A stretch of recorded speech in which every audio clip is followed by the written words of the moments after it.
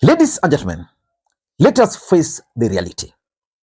The reality is that in 2027, the name Raila Odinga might not appear on the ballot as a presidential candidate. And if that were to happen, then Raila Odinga will definitely throw his weight behind one of the presidential candidates.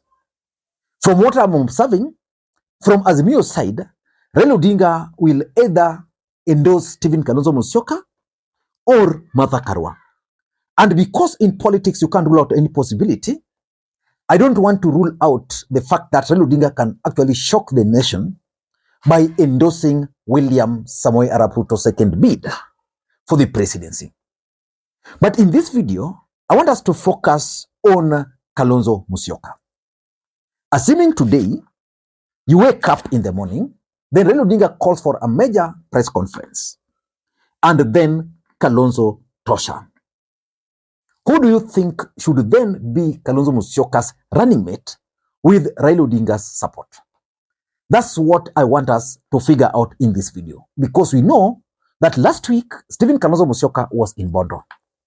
And from the way Raila Odinga praised him, most Kenyans interpreted that to mean that Raila Odinga had actually endorsed his bid for the presidency. But let's assume that that is the case. Then the next stage is for Stephen Kalonzo Musyoka to choose the running mate. Who would you pick, or who would you advise Kalonzo Musyoka to pick as his running mate? That's exactly what I want us to analyze in this video. But of course, before a presidential running mate is picked, there are several factors that must be considered. And any presidential candidate must identify a running mate that's definitely going to add value to the ticket. What are some of the factors to be considered? For me, the first thing is normally the game of numbers. The truth of the matter is that a presidential candidate must be able to win certain tribes on his or her side. That is how our politics is designed. If you go back to 2002, when Moi was kicked out with his project Uhuru Kenyatta, Moi Kibaki teamed up with Raila Odinga, they teamed up with Wamalwa, they teamed up with Ngilu. Tribal arithmetics. And that's how they were able to kick Uhuru Kenyatta and Moi out of politics. In 2007, Raila Odinga also teamed up with Ruto and Western Alliance. And of course, they defeated Kibaki, but Kibaki never handed over the presidency. In 2013, Uhuru and Ruto also came up with a tyranny of numbers. Basically, two tribes, that is the Kikuyu nation and the Kalenjin nation. Of course, it has been like that up to now. So for Kalonzo Musyoka to choose a good running mate, that running mate should be able to bring the numbers. So that's the first consideration. So who do you think within the political circles from Azimio side can actually bring numbers to Stephen Kalonzo Musyoka? By the way, I want this discussion today to be a bit interactive. So I'd suggest that you start naming your preferred presidential running mates before we reach on my side. The second factor that should be considered is actually the ability to raise funds. A running mate should be able, even if they don't have money, they should be able to attract funding to their side. That is very, very important. When Uhuru Kenyatta was running with Ruto, Uhuru had the money. Ruto also had the money. When Raila Odinga was running with Kalonzo, Raila had the money. I'm not sure whether Kalonzo has the money. But the fact is, a presidential candidate and the running mate should be able to bring some element of money, finance to the table. It is said that in 2022, the only reason why Ruto settled on Rigathi Gachagua was because Rigathi Gachagua was able to place money on the table. That Rigathi Gachagua actually placed 4 billion on the table for Ruto. Take that. Then let me go and deal with Central, with Mount Kenya. So within the political circles, from Azimio side, who do you think can bring money to Azimio? In fact, for me, if Raila Odinga, for example, had picked Mike Sonko as his running mate, Mike Sonko would have brought the money, would have brought some other aspect of the campaigns, which I'm going to explain shortly. So for Kalonzo Musyoka, I don't know who will bring the money to his side. Number 3, a running mate should also have a national image. For example, I don't expect Stephen Kalonzo Musyoka to just wake up one morning and name Kevin Doso, who is my friend, or Achayo, who is also my friend, because they are my friends and they are not known nationally. So they must appoint a running mate with a national image. So in your own estimations, from Azimio side, which presidential candidate, which candidate can actually bring that national image on the table? Number 4, for Kalonzo Musyoka, he also needs a running mate who will cover for some of his weaknesses. One of Kalonzo Musyoka's weaknesses is that he appears to be weak. And you can borrow from Ruto Uhuru ticket in 2013 and 2017. Uhuru Kenyatta appeared weak, but William Ruto was firebrand. That's why it is alleged that in 2017, William Ruto literally carried Uhuru Kenyatta's campaign on his back. That was not the case. The truth is, William Ruto is a firebrand politician. So there's a way he can respond. There's a way he can attack. There's a way he can also negotiate. Kalonzo Musyoka really needs a firebrand politician to complement his soft nature. Otherwise, if you are to pick another weak candidate, problem itakuwa. And lastly, which is also very important, is acceptability. A running mate should be acceptable both to the presidential candidate, his circles, and the tribal formation. Very important. But who should Kalonzo Musyoka pick as his running mate? Before we get into that, for those who are watching this channel for the first time, please take a second or two, click that subscribe button so that next time we produce a video like this, YouTube will automatically notify you. And to the subscribers, I want to continue thanking you guys for your continued support, because without that support, this channel cannot be where it is. And without any further ado, ladies and gentlemen, allow me to dive in. But before you dive in, allow me to thank the following people. You are seeing their names on the screens there for the coffee which I received earlier. Thank you so much, because it goes a long way in supporting the channel. And by the way, today is Saturday, and I'm just here, so you can send me coffee. A cup of coffee only goes for 200 bob, but you can do more. Ladies and gentlemen, let us dive in. For me, if I were Kalonzo Musyoka, the first person I'd persuade to be my running mate would be Raila Odinga.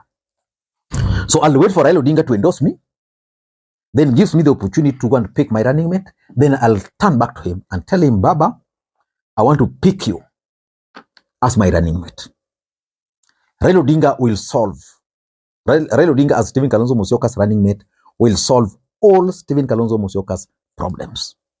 The truth is, with Raila Odinga as a running mate, Kambas will fully vote for Kalonzo, and of course, Raila Odinga's support base will also sympathize with him.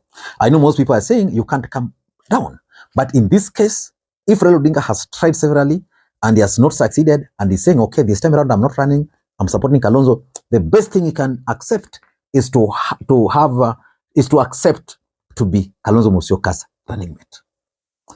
That one, direct. So that's, for me, that would be my first choice. And of course, Raila Odinga would want maybe to relax because of age or any other thing, but that's number one. Number two, in this negotiation, number two, in my view, then the choice, number two, the second choice for me would be either Wycliffe Oparanya or Ali Hassan Joho. I've placed the two together because I'm assuming if Kalonzo Musyoka is going to be the presidential candidate supported by Raila Odinga, and Raila Odinga is not the running mate, then ODM will definitely produce the running mate. And if ODM were to produce a running mate, that would be a very simple choice. You will have to choose one of the two deputy party leaders because both of them cannot. So the choice would either be Ali Hassan Joho or Wycliffe Ambetsa Oparanya. That's where Isabu will now begin. With Kalonzo Musyoka as a presidential candidate, the equation for Ruto will definitely change, which means Ruto will attempt to win the support of Western Kenya. So if Oparanya is made the running mate, will Western Kenya now tilt or shift their support towards Oparanya? That's the question. What if Kalonzo were then to pick Ali Hassan Joho from Coastal Region? Would that be enough to persuade Coastal Region to still stick with Azimio? If it's ODM, then those are the choices. He will have to, it's going to be very painful to pick between Oparanya and Joho. For me, if the general agreement will be, let Wiper produce the presidential candidate, then ODM the deputy president, then the choice will be as simple as that. So that's for me, number one. Number three, the third choice for me is Eugene Wamalwa. Eugene Wamalwa can be considered based on numbers. You figure out that Western Kenya has always voted for Raila Odinga, the Kakamega, Busia, Vihiga. Then Raila Odinga has always found it problematic in Bungoma and Trans Nzoia. Then you pick, now Eugene Wamalwa. Eugene Wamalwa as a running mate would really persuade Bungoma and a bit of Trans Nzoia. And of course, the rest of Western Kenya, he can be sold as a fellow lawyer. Remember, there's also the Wamalwa, the late Michael Wamalwa factor, who was a vice president. He can also be sold like that. So that would be also a factor. What I'm not sure about is whether Wamalwa will complement all other factors which I talked about, like the game of numbers, the ability to raise funds, the national image. Of course, Eugene Wamalwa has a national image. Is he firebrand enough? I think Eugene Wamalwa, if need be, can complement the weakness of Kalonzo Musyoka of being soft. And of course, is he acceptable? I don't think anybody would have a problem with Eugene Wamalwa. So Eugene Wamalwa can also be considered. At number 4 for me is Babu Owino. The wise man.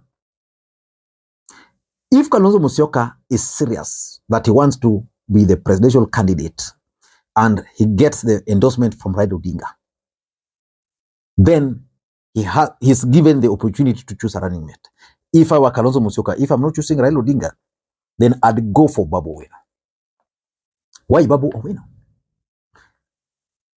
When you talk of game of numbers, Babu Owino the Luos will support him 100%. Because the Luo will see Babu Owino as the automatic successor to Raila Odinga. So to the Luo nation, that would be a plus. Babu Owino has the ability to raise funds. I know when Babu Owino is given opportunity to raise funds, he will be able to seek for those funds. Does Babu Owino have a national image? I don't think in the current political scene, apart from Raila Odinga and William Ruto, I don't think there is any other politician who has a better national image than Babu Owino.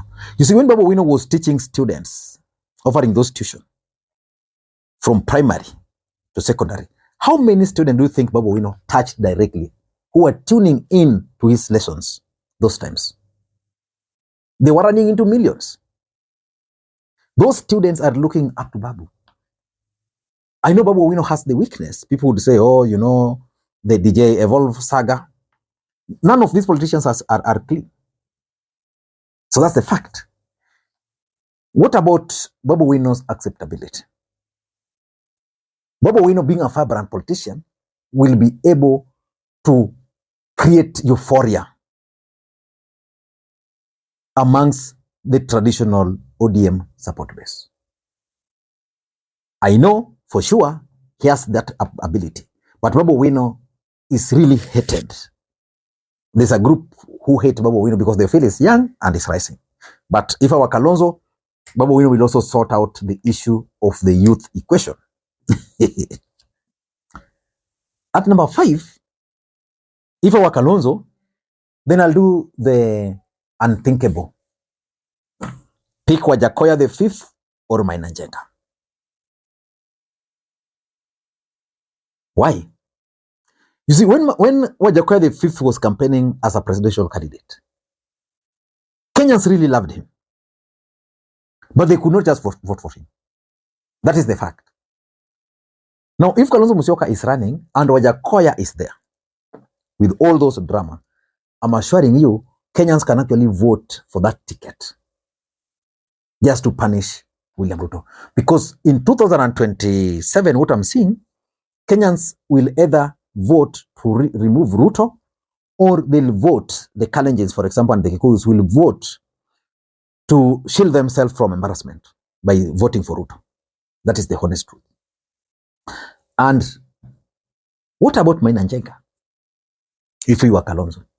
Because there's also this argument that for Ruto to be defeated, someone will have to go and remove the mountain from the grip of William Ruto.